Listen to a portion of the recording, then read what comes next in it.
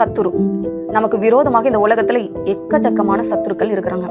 அவர்கள் எல்லாரும் சில வேளைகள்ல போட்டியினாலையும் பொறாமையினாலையும் தேவையில்லாம காரணம் இல்லாமல் நம்ம கூட வந்து சண்டை போடுகிறவர்கள் நிறைய பேர் இப்போ பெருகி இருக்கிறாங்க. காரணமே இல்லாம கூட சண்டைக்கு வருகிறவர்கள் இருக்கிறாங்க. அது எதை காரணமாக வைத்து வேண்டுமானாலும் இந்த உலகத்துல இருக்கலாம்.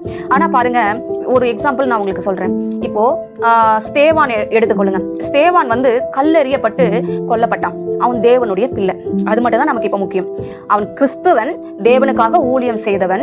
ஆனா இவனுடைய கொலை செய்யப்படும் போது இதுக்கு இவனை பிடித்து கொடுத்தது யாரு? பவுல் என்கிற சவுல். இந்த சவுல் முதல்ல எப்படிப்பட்டவனா இருந்தா, கிறிஸ்தவர்களை துன்பப்படுத்துகிறவனாக, எங்கெல்லாம் கிறிஸ்தவர்கள் இருப்பாங்களோ தேடி தேடி, எங்கெல்லாம் ஊழியம் செய்கிறாங்களோ சுவிசேஷத்தை சொல்லுகிறார்களோ தேடி தேடி கண்டுபிடித்து கொண்டு வந்து அங்க மற்றவங்க இடத்துல கொடுக்கறத வைராக்கியம் உள்ளவனா இருந்தான். நான் சவுல் போகிற வேலையிலே கர்த்தர் இம்மிடியேட்டாக அவனை வந்து சந்தித்தார். நீங்க யாருன்னு கேட்கும் பொழுது, நீ துன்பப்படுத்துகிற கிறிஸ்து நானே. நன்றாக கவனித்து பாருங்க. பவுல் வந்து இயேசு கிறிஸ்துவைய துன்பப்படுத்தினான்?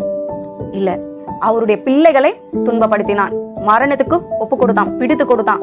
அதனால இப்ப என்ன இந்த இதுல நமக்கு புரியுது அப்படின்னா, நீங்க வேலைக்கு போகிற இடத்துலயே உங்களுக்கு பிரச்சனைகள் எழும்பலாம். காரணமே இல்லாம சத்துருக்கள் உருவாகலாம். அதுவும் நீங்க கிறிஸ்தவங்க என்பதனால வேண்டும் என்றே உங்களுக்கு சில பிரச்சனைகளே மறைமுகமாக உங்களுக்கு விரோதமா எழும்பலாம், சத்துருக்கள் எழும்பலாம். உங்களுக்கு நான் ஒரு வசனத்தை வாசித்து காட்ட விரும்புகிறேன். இந்த வசனத்தை நீங்க பார்க்கும்பொழுது உங்களுக்கு அது ஒரு தைரியத்தையும் ஆறுதலையும் கொடுக்கும் என்று நான் கர்த்தருக்குள் விசுவாசிக்கிறேன். எரேமியா 15ஆம் அதிகாரம் 11வது வசனத்துல பிற்பகுதி பாருங்க.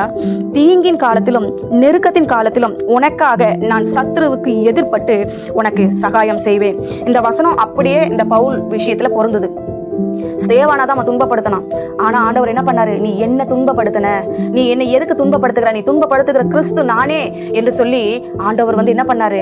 அவனை சந்தித்து அவனோடு வழக்காடினார். அது நீங்க எடுத்துக்கொள்ளுங்க. ஆனா பின்னாடி பவுல் செய்ததெல்லாம் வந்து வேற யாரும் அப்போஸ்தலர்களோ யாரும் செய்ததே இல்லை. பவுல் தான் வந்து கிறிஸ்துவுக்கு எதிரியா இருந்தான். ஆனா அவன் தான் மிகவும் பிரியமானவனாய் மாறினான். அது வேற கதை. ஆனா இன்றைக்கு இப்போ வாழ்ந்து கொண்டிருக்கிற நமக்கு சில பிரச்சனைகள் வருது. மறைமுகமா வருது, நேரடியாகவும் வருகிறது. அது வேலை விஷயமா இருக்கலாம், வீட்டு விஷயமா இருக்கலாம், நகை விஷயமா இருக்கலாம். இல்ல ஏதோ ஒரு விஷயத்துல உங்களுக்காக ஒரு பிரச்சனை வருதா? நீங்க கிறிஸ்தவன்கிற அந்த ஒரு காரணத்தின் நிமித்தம் உங்களுக்கு வருகிறதா? நீங்க கவலைப்படாதீங்க. தேவ சமூகத்துல வந்து நீங்க கண்ணீர் எடுத்து ஜெபிக்கிறது மட்டும்தான் உங்களுடைய வேலை. கிறிஸ்து உங்களுக்காக உன் சத்துருவுக்கு எதிர்பட்டு உனக்காக அவனோடு வழக்காடுவார். எப்படி ஸ்தேவானுக்காக போயிட்டு சவுலோடு கர்த்தர் வந்து வழக்காடினாரோ, நீ துன்பப்படுத்துகிற கிறிஸ்து நானே. ஆனா அவன் வந்து ஒரு கிறிஸ்தவனை துன்பப்படுத்தினான். கிறிஸ்து பிளஸ் அவனை துன்பப்படுத்தினா அது கிறிஸ்துவையே துன்பப்படுத்துகிற மாதிரி. ஆகையினால நீங்க கவலைப்படாதிருங்க. உங்களுக்காக உன் சத்துருவுக்கு எதிர்பட்டு உனக்காக வழக்காடுவேன் என்று கர்த்தர் சொல்கிறார். கவலையை விட்டு தள்ளுங்க. நீங்க போய் ஜெபிக்க வேண்டியது உங்களுடைய கடமை. உங்களுக்காக யுத்தம் பண்ண வேண்டியது அவருடைய கடமை. உங்களுக்கு சகாயம் பண்ணும்படி கர்த்தர் இறங்கி வருவார்.